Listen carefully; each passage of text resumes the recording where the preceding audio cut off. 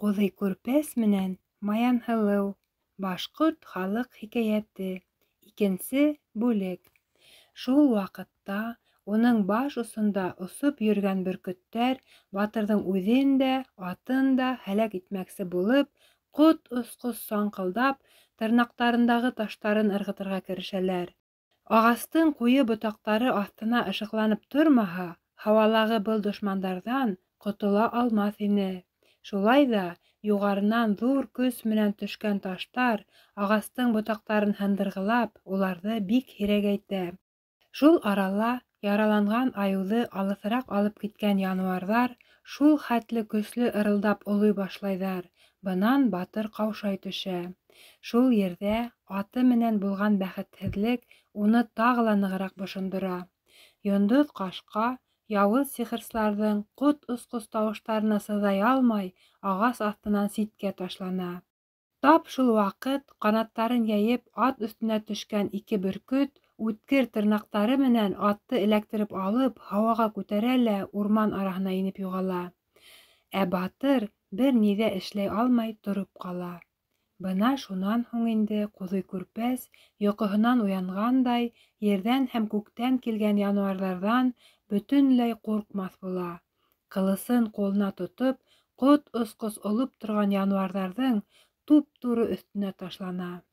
Инде ҡаушауҙы онотоп, үс ала башлаған батырҙы күреп, уға сонтоҡ арт һындары менән боролған януарҙар, ни өсөн тиһәң, улар бөтәһе лә ҡойроҡһоҙ икән. Урман эсенә тырым-тыраҡай таралышалар ҙа шарҡылдап көлә башлайҙар. Был көлөш урман шаңдыуы менән ҡушылып, йәнә көсәйә төшә. Аты өсөн йәне әсегән батырҙың үҙен һәләк итә алмағас, уның йәнен нығыраҡ көйҙөрмәксе булып, шулай көләләр икән. Аҡтыҡ сиккә етеп ярһыған Ҡуҙый Күрпәс, ҡылысын ҡулына тотоп, уларҙы эҙәрләүҙән туҡтамай, урман буйлап унда ла, бында ла ташлана бирә. Иллә-мәгәр береһен дә таба алмай. Яуыз сихырсылар тырым-тыраҡай ҡасып бөткәндәр икән. Яуызлыҡ менән мәкерлектәре баштарынан ашҡан йыртҡыстар ғәҙәттә ҡурҡаҡ йөрәкле булалар. Ахырҙа шул тиклем арыған батыр абынып йығыла һәм шунда ағасҡа һөйәлеп, сабып килгән ат һыуынырлыҡ ваҡыт ятып тора. Яҡында ғына әллә ҡасандан бирле ҡарға ҡарҡылдай. Батыр шуның сәбәбен белмәксе була. Ҡарға тауышы килгән урынға барып ҡараһа, ни күҙҙәре менән күрһен, уның тоғро аты ботарлап ташланған да ҡарғаларға емгә бирелгән. Атын ҡыҙғаныуҙан батырҙың ҡайнар күҙ йәш бөрсөктәре сикәһен яндыра. Быға бик оҙаҡ ҡайғыра, әммә бер ни ҙә эшләй алмай.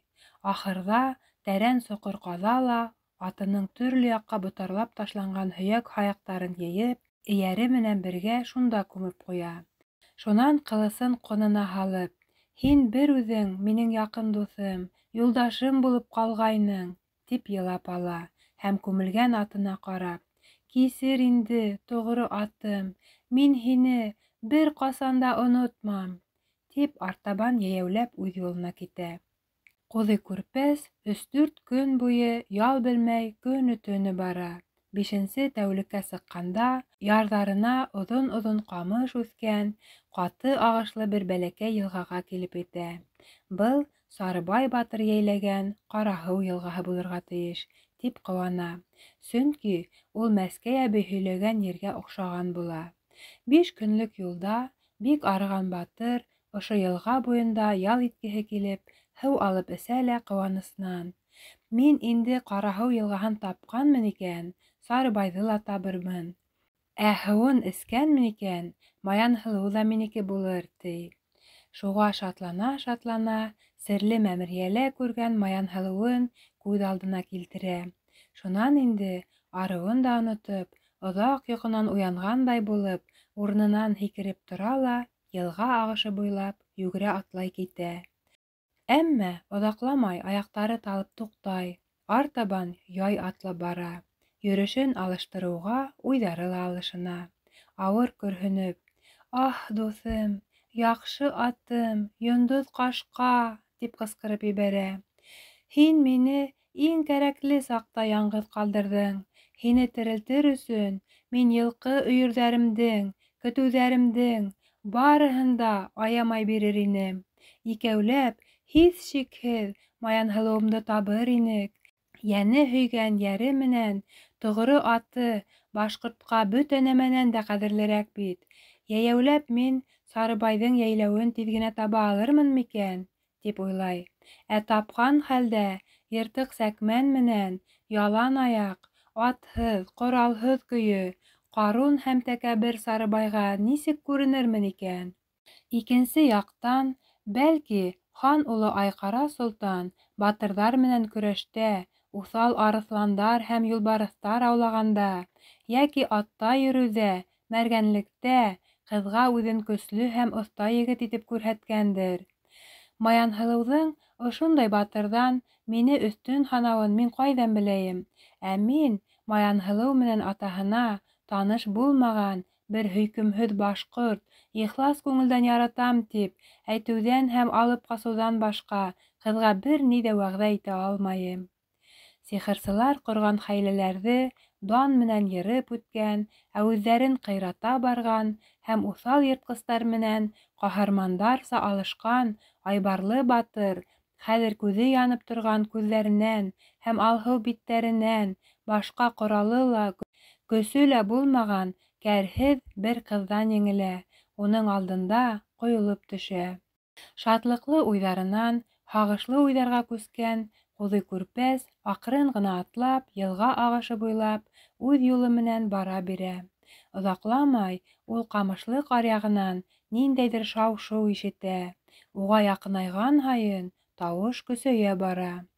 Юлсы егет шунда табан ашығып йүгереп барһа, ҡамышлыҡ аръяғындағы тигеҙ яланда бик ҙур арыҫландың бер ҡаҙаҡ батырына ташланып, уны бөтөнләй хәлдән тайҙырғанын күрә. Ҡаҙаҡ ҡулында ҡылысы булһа ла, хәлһеҙлектән киҙәнеп һелтәй алмай, ә йыртҡыс уның һайын көсөн арттыра ғына бара. Ул инде батырҙың атын ботарлап ташлаған, эйәһен дә шулай итмәксе була. Хәҙер бөтә ышаныс үҙҙәренең отҡорлоғо менән арыҫланды эйәһенә яҡын ебәрмәй ҡаршы торған ике тоғро эттә генә. Әммә йыртҡыс уларҙы ла икеһен бер юлы урталай өҙә һуҡҡан. Шунан саҡ аяғына баҫып торған батырға ташланған. Уны ергә йығып, тырнаҡтары менән тимер күлдәген йыртҡылай башлаған. Быны күргән башҡорт батыры таныш булмаған егеткә ярҙам күрһәтмәксе булып, йылдамыраҡ йүгереп килә. Ҡылысын бар көсө менән киҙәнеп, арыҫландың үткер тешле, ҡалын иренле томшоғон өҙә саба. Йыртҡыс башын сайҡап, моронон ергә ышҡый, шунан яман ярһып батырға ташлана. Ҡуҙый Күрпәс икенсе тапҡыр киҙәнеп һелтәүе менән инде уның алғы аяҡтарын өҙә саба.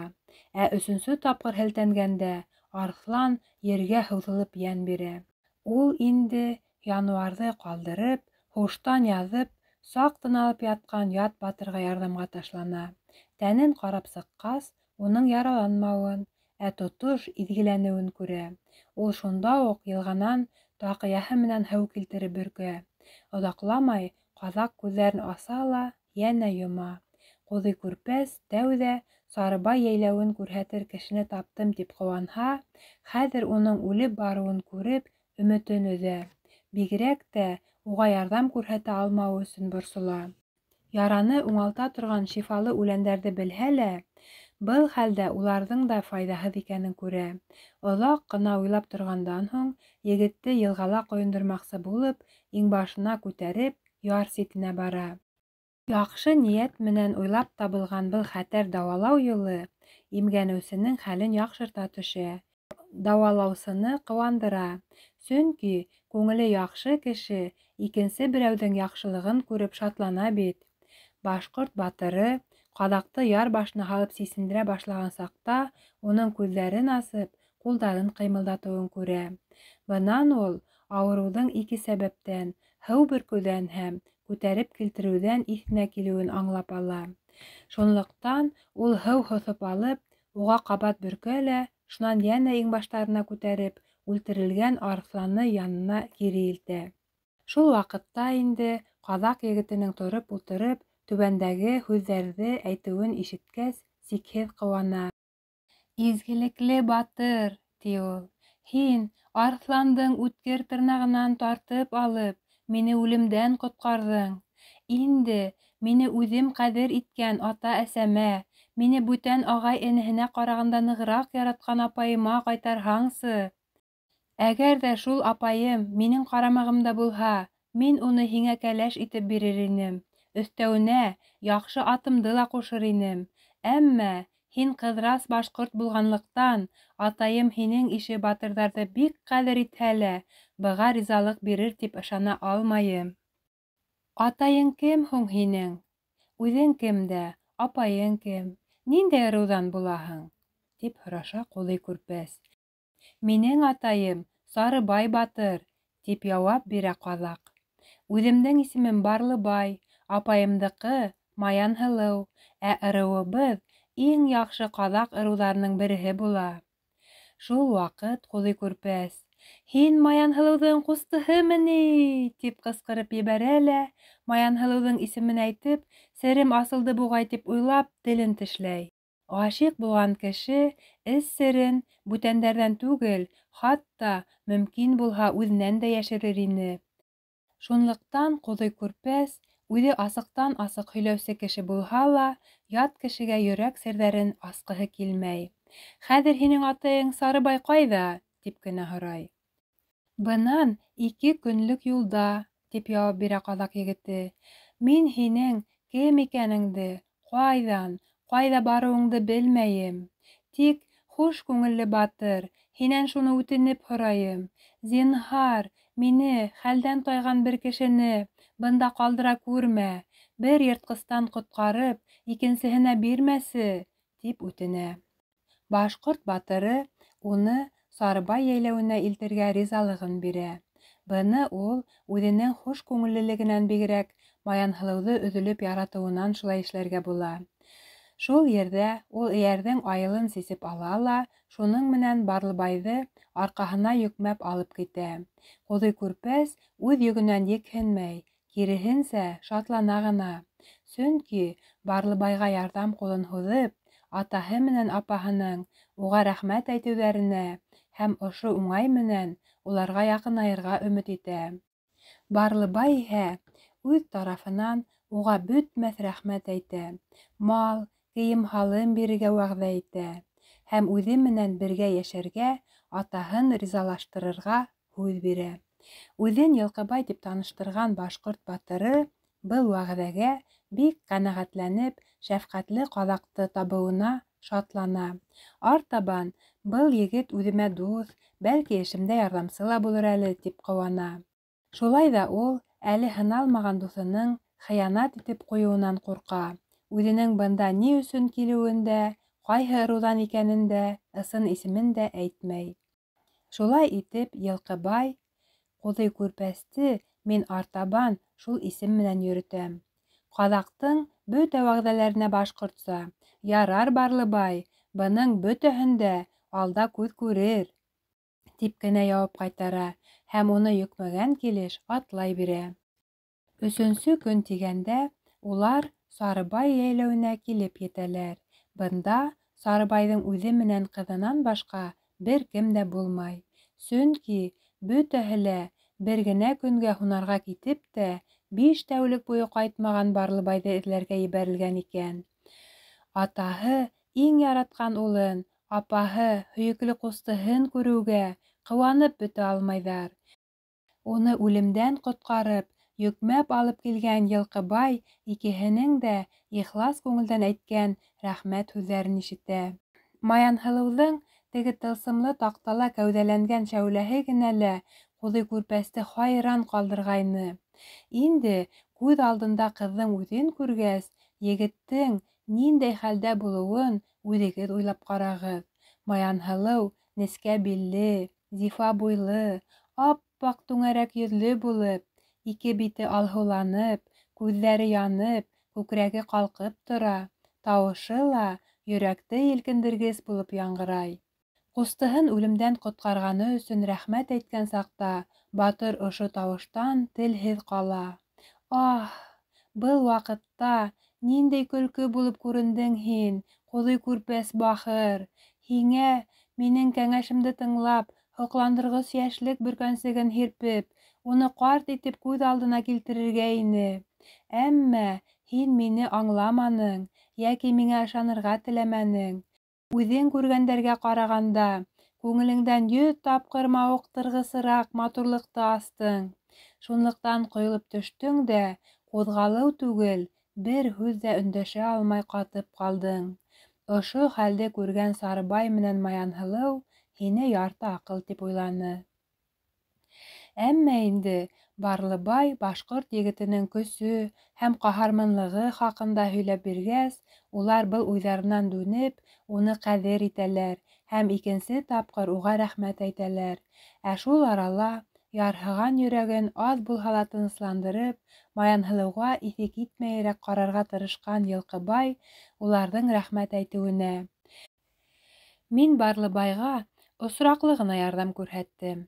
Әгәр кәрәк булһа, бындай ярҙамды Сарыбай ғаиләһенә үҙем теләп күрһәтеүҙән дә баш тартмаҫ инем», тип ихлас күңелдән ҡыҫҡа ғына яуап ҡайтара. Ҡустыларын эҙләгән ерҙән инде ҡайтып төшкән улдарына Сарыбай Йылҡыбай менән Барлыбай хөрмәтенә йыйын яһарға ҡуша. Был йыйынға уның бик күп ағай-энеләре саҡырыла. Туйғансы ит ашап, һыуһын ҡанғансы ҡымыҙ эскәндән һуң үҙҙәренең егетлектәре, ҡыйыулыҡтары менән маҡтанырға тотоналар. Һәр кем һунар йәки барымта ваҡытында үҙ башынан кисергән хәлдәрҙе һөйләй.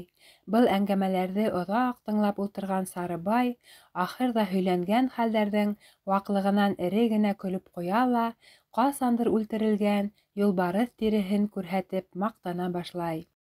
Етмәһә шапырынып, юлбарыҫтың йыртҡыслығы, көсө хаҡында, үҙенең сослоғо һәм ҡурҡыуҙы бар тип тә белмәүе, януарҙы нисек еңеүе тураһында оҙон хикәйә һөйләй. Ә ысын еңеүсе Ҡарабайҙы иҫкә лә алмай. Маҡтана ла, тауышын күтәрә төшөп: «Барлыбай улым, беҙгә үҙең үлтергән арыҫлан тиреһен килтерсе», тип өндәшә. «Беҙ уны юлбарыҫ тиреһе менән үлсәп ҡарайыҡ. Уларҙың ҙурлығына ҡарап, ҡайһыбыҙ батырыраҡ, көслөрәк икәнен күрербеҙ», ти. Атаһының был һүҙҙәренән ҡыҙарынған Барлыбай: «Арыҫланды мин түгел, Йылҡыбай үлтерҙе, хөрмәтте лә уға күрһәтергә кәрәк», тип яуап ҡайтара. «Һин туҙға яҙмаған көлкө һүҙ һөйләйһең», тип екерә атаһы. «Арыҫланға иң элек ташланып, уның менән алыша башлаусы һин бит. Шулай булғас, еңеүсе лә һин. Хөрмәт тә һиңә булырға тейеш. Йылҡыбай уны үлтерешеүҙә һиңә бер аҙ ярҙам ғына күрһәткән». Атаһының ҡыҙыу холҡон белгән Барлыбай уның менән артабан һүҙ көрәштерергә баҙнат итмәй, арыҫлан тиреһен килтереп бирә. Тиреләрҙе сағыштырып ҡарағас, арыҫлан тиреһе юлбарыҫтыҡынан бер терһәк буйы оҙон булып сыға. Улы үлтергән йыртҡыстың тиреһе юлбарыҫтыҡынан ҙур булғас, Барлыбайҙы күберәк маҡтайҙар. Сарыбайҙың быға ғәрлеге килә. Йылҡыбай иһә Сарыбай уны арыҫлан үлтереүсе түгел тип әйтеүенә артыҡ үпкәләмәй. Юлбарыҫты ла Сарыбай түгел, ә атаһы Ҡарабай үлтергәнлеге уға билдәле.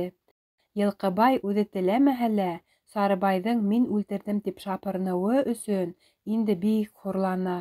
Шулай ҙа ул хужаһының йөҙөн йыртҡыһы килмәгәнлектән, был юлы ла өндәшмәй ҡала.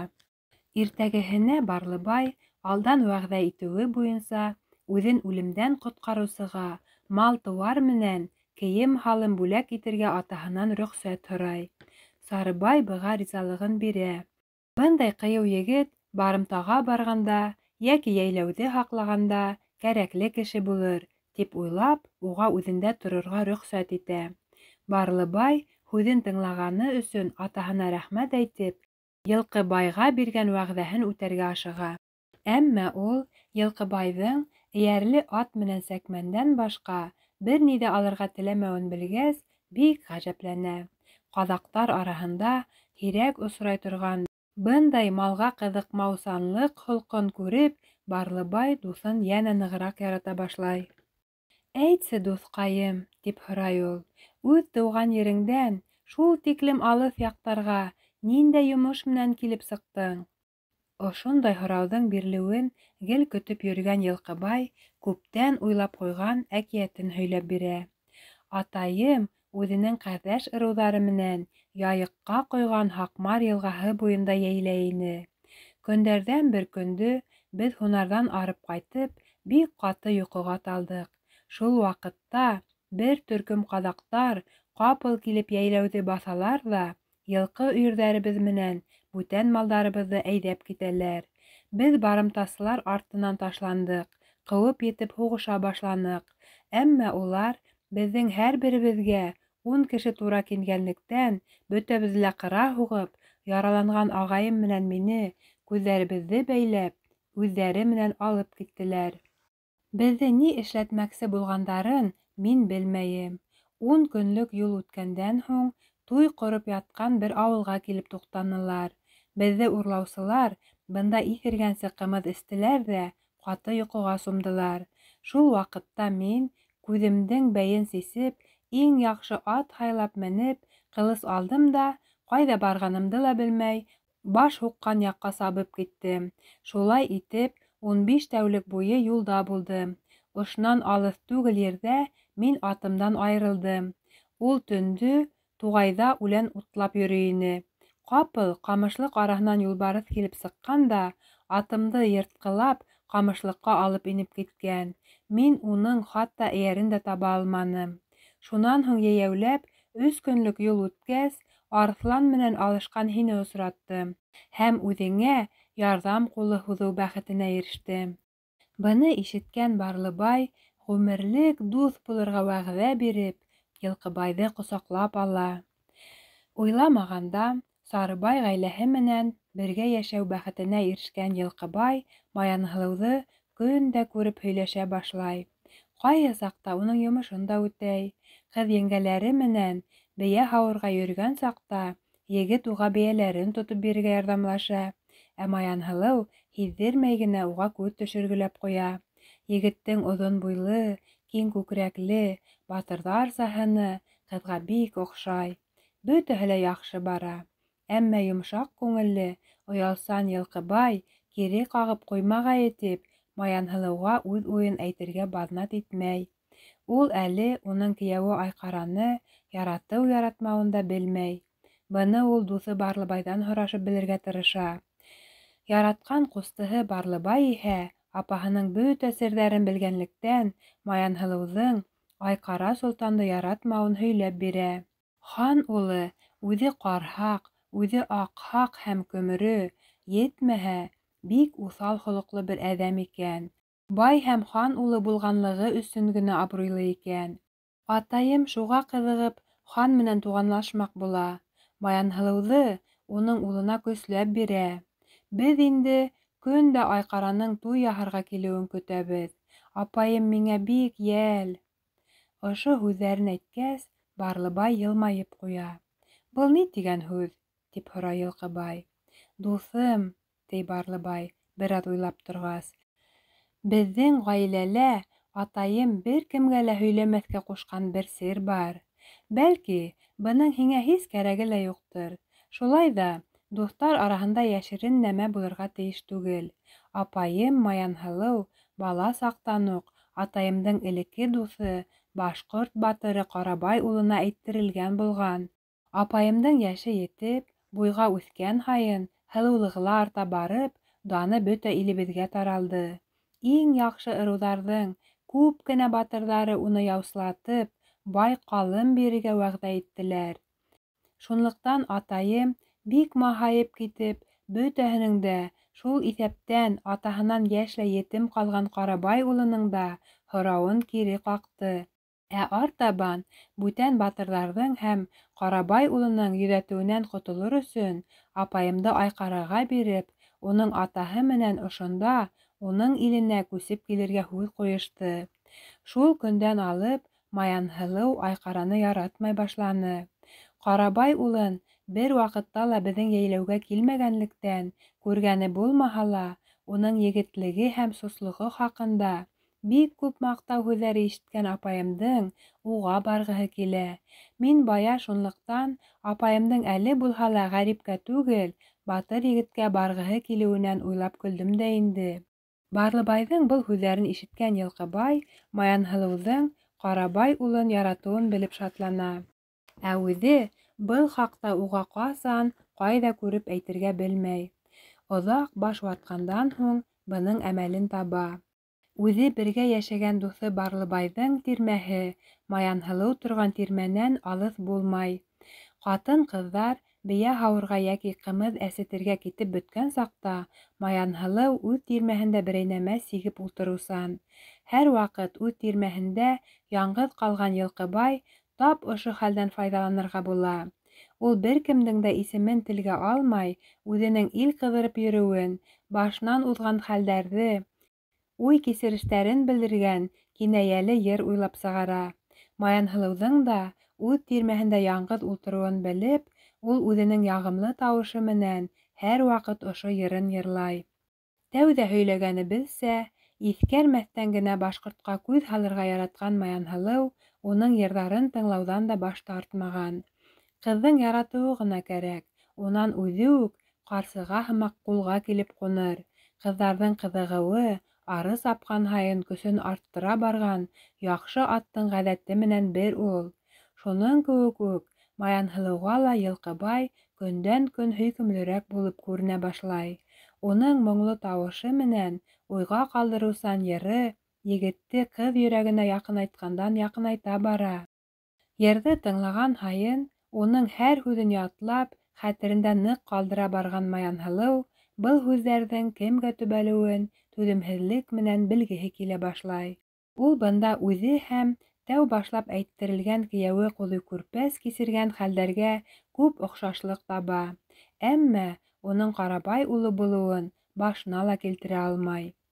Шундай алыҫ ерҙән бында ул егет бер үҙе ҡайһылай килеп етһен, тип уйлай ул. Ә йөрәгең ҡайҙа тартһа, шунда барырһың, тигән хәҡиҡәтте белмәй. Дауамы бар.